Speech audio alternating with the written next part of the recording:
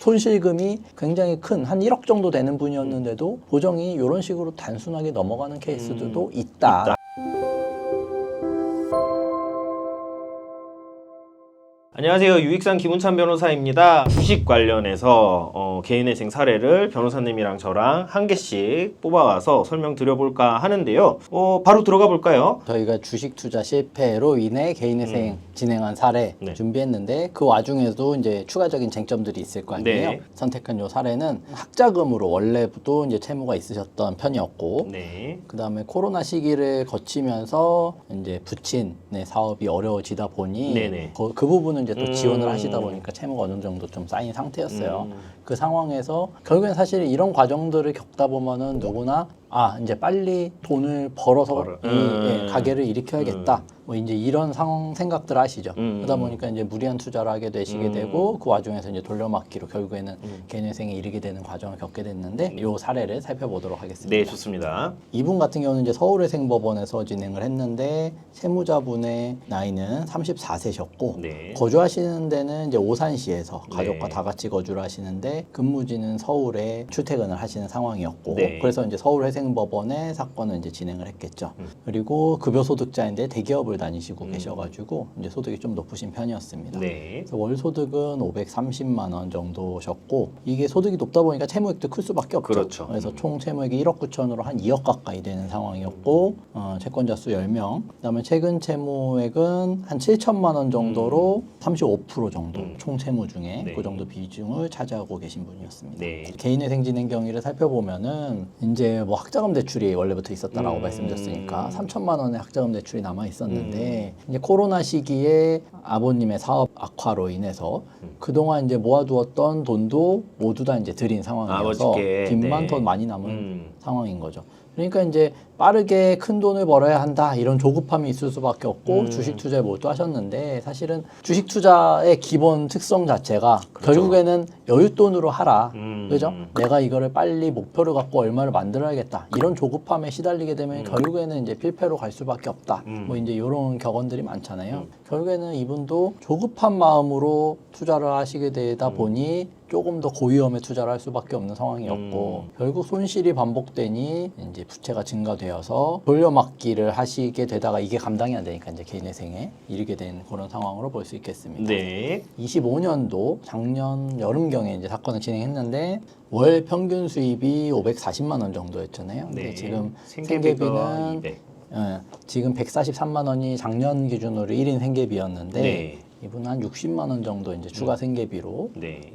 요청을 해서 200만 원 정도 평균 생계비 잡으니 한 달 변제금은 336만 원으로 이제 진행이 된 겁니다. 그래서 변제율은 62.58% 이렇게 이제 접수를 했고 요 사례 보정 공고가 주식 투자로 개인회생을 하는 경우라고 하면은 이제 많은 분들께서 굉장히 이제 고민과 걱정을 하시는 부분 중에 하나가 안 좋게 보지 않을까요? 그리고 보정이 굉장히 엄격하고 빡빡하고 어렵게 나오지 않을까요? 이제 이런 고민들과 걱정을 많이 하시는 것 같아요. 맞아요. 그거는 재판부나 회생위원회 개인 판단, 뭐 개인 편차도 좀 있을 수 있지만 이제 모든 재판부가 그런 건 아니고 그리고 경우에 따라서는 회생법원의 실무 준칙도 원칙적으로는 주식 투자 손실금을 청산가치로 반영하지 않도록 되어 있으니 이 부분에 대해서만 그냥 소명만 된다라고 하면은 아무런 뭐 페널티성 보정이나 이런 부분 없이 원활하게 이제 넘어가는 경우도 많거든요. 굳이 제가 이제 단순한 사례를 가져와 본 거고, 요 사례 같은 경우는 보정 공고가 그냥 요거 하나 나왔습니다. 그러니까 신청인에 대한 22년에서 4년도까지 건물주택, 토지, 자동차 등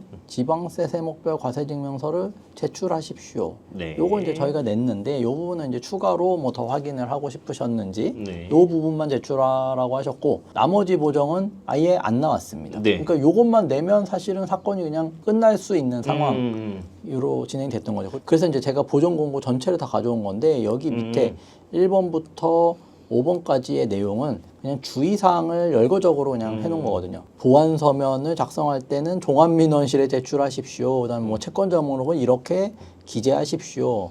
뭐 보증인이 있으면 뭐 이렇게 기재하십시오. 월 변제액은 뭐 3회 이상 뭐 연체되면 폐지될 수 있으니 유의하십시오. 뭐 대리인이 채무자분에게 잘 설명해 주십시오. 그냥 이런 내용들이었거든요. 그래서 보정이 그냥 요거 하나만, 그러니까 주식 투자 손실금이 굉장히 큰 한 1억 정도 되는 분이었는데도 보정이 이런 식으로 단순하게 넘어가는 케이스들도 있다라는 거를 그냥 제가 보여드리고 싶어서 네. 이렇게 단순화된 케이스를 가져왔고 그래도 신청서 제출할 네. 당시에 주식 거래 내역이나 이런 거 자체는 제출이 그렇죠. 뭐 되었으니까 네. 또 예, 소명이 네. 되었다고 볼 수 있었겠죠. 사실상 이제 보정이 없이 개시 결정된 것과 다름이 없는 상황인데 그렇죠. 어떤 요인이었겠느냐 예, 이제 이런 부분들을 좀 특징적으로 분석을. 한번 분석하려고 제가 적어왔는데 이분이 어쨌든 소득이 거의 한 500만 원 뭐 이렇게 넘으셨으니까 네. 상당히 고소득이었는데 이제 중위소득의 150% 이상 25년 기준으로 약 350만 원이 넘으면 중위소득의 150%가 넘거든요. 그렇죠. 이거는 이제 기타 생계비를 추가로 받을 수 있는 상황이었기 때문에 저희가 이제 60만 원을 원래는 143만 원이 기본 생계비고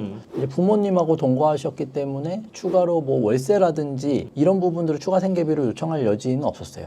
다만 이제 서울외생법원에서 생계비검토위원회에서 시행하고 있는 게 이제 고소득자들에 대한 기타 생계비였잖아요. 그래서 이제 교통비 명목으로 저희가 60만 원도 포함해서 진행을 했는데 법원에서 이제 별다른 보정 없이. 네, 수정 보정 없이 인정을 해준 거고 네. 그다음에 주식 손실금도 1억 원이나 됐는데 그냥 넘어갔단 말이죠. 그래서 어떤 이유에 기인했냐 그 부분은 이제 저희가 분석을 해보니 어쨌거나 뭐 접수 시에 저희가 주식 손실금 내용들 사전에 이제 정리해서 접수를 했거든요. 그래서 이런 부분들이 주식으로 다 이제 소진이 됐고 기타 뭐 돌려막기나 이런 부분들이 이제 자료상으로 다 파악이 되니 회생위원으로서도 이제 재산 내역 이외에는 별도로 추가로 확인하고 싶은 내역이 없었던 거라고 볼 수 있겠죠. 그래서 이제 보통은 이제 이런 식으로 저희가 이제 증권사별 계좌 내역을 이제 페이인포 사이트에서 다 이제 확인이 가능하잖아요. 그래서 이 증권사 모든 계좌들을 다 파악을 해서 여기에 이제 계좌 거래 내역들을 뽑아가지고 주식 투자 내역이 어떻게 진행이 됐고 어떻게 손실이 발생을 했다.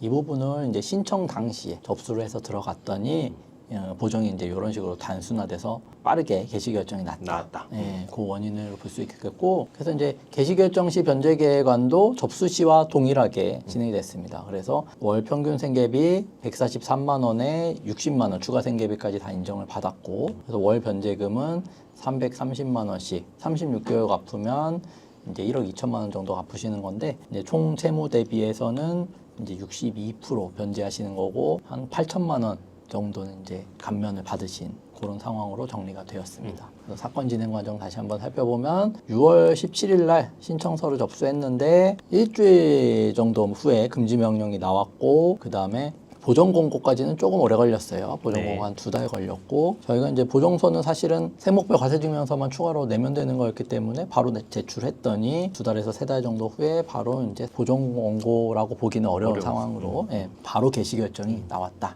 빠르게 간단하게 사건이 종결됐다.